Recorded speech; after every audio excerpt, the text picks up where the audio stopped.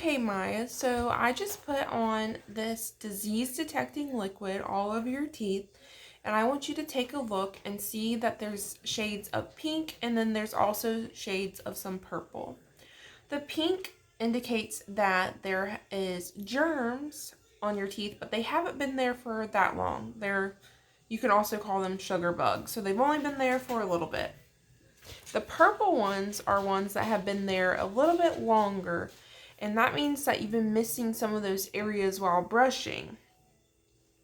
So I want you to just look around your mouth and just kind of glance at some areas that you see that pink and purple. So what we want to do is we want to get those areas and brush them better.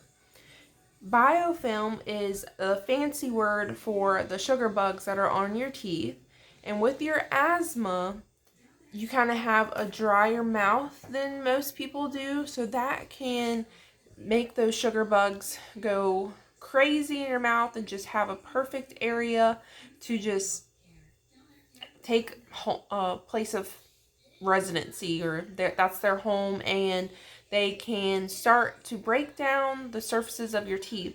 So you see that silver area on that one tooth that you have? That was a filling that we fixed when you had a sugar bug that took its house right there in your tooth, and it just burrowed in a little bit further to become comfortable. So you have another area of concern, and it's right over here. I will show you. We took some pictures. So that's your silver filling that we went in and fixed, and we took that sugar bug out and we fixed it. We packed the hole. Well, over here you have a new hole, and that's a new sugar bug just trying to burrow its way in and make it comfortable. Do you ever just get underneath the blankets to make yourself more comfortable and just hide and you're warm? Well, that sugar bug is going down and making its home your tooth. So we need to get that out of there. And once we get that out of there, we also need to make sure that your at-home care is a little better so that you don't get any more sugar bugs making your mouth their home. So how we do that is by brushing twice a day and also flossing. I remember you mentioning that you floss only a few times sometimes, and when we were calling out all those numbers, you remember I was going 1, 2, 3, 3, 2. Well, those are probing depths, so I'm measuring areas of where your bone and healthy bone is, and you have all great healthy bone. But when I was doing that, you had some bleeding. So that also means that we need to just floss and stimulate that area and get those sugar bugs that are down in your gum tissue out of there. So that is what we're going to work on. So I want you to show me how you brush at home. So then she would show me how she brushes, and I would make critiques in that. So I'm going to show you, Maya, how I would like you to brush. I want you to take your toothbrush, and I want you to have light pressure, and I just want you to do some circular motions on your teeth.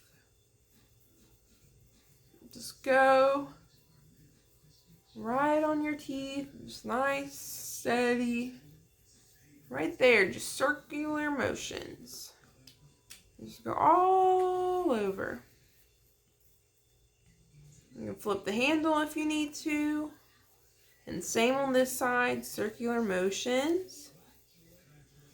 And then down here, same circular motions. So we also want to go in, so you hit this side of your tooth on the outside. So we don't want to go in right here on this surface. So you know where your tongue hits right there? That's where you want also the toothbrush to hit. And just do circular motions. Also down here, circular motions. And then you know when you're eating, you get some food stuck on the top of your teeth, and that's where I see your sugar bugs. So we need to get those surfaces, or biting surfaces of our teeth. Just circulars. And then on the front, our front teeth right here, we go on the back side, we need to make our toothbrush up and down. So we want on the upper, we want the bottom of our toothbrush facing down towards our toes.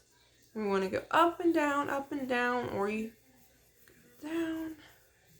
The same. So when we go down, we want the bottom of the toothbrush facing up. So it's opposite. So up and down, up and down.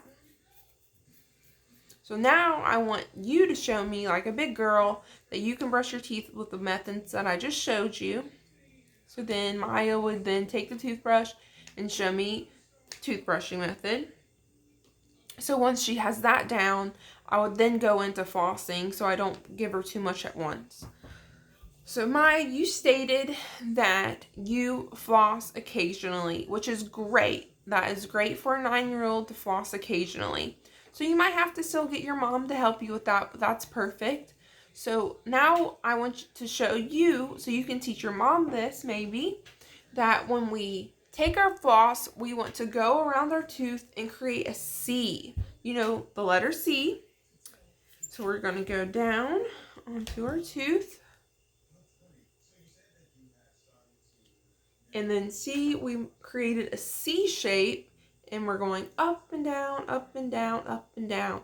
And you can count about 5 times, and then go to the other side of the tooth and go up and down, that C shape.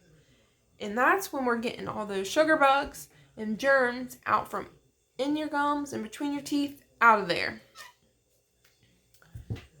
So, with your dry mouth, we also like to recommend a mouth rinse, but an alcohol-free one. So, Mom, if you're at the store, make sure you get like an alcohol-free mouth rinse because of the dry mouth. If you get anyone with alcohol in it, it can contribute more to her dry mouth.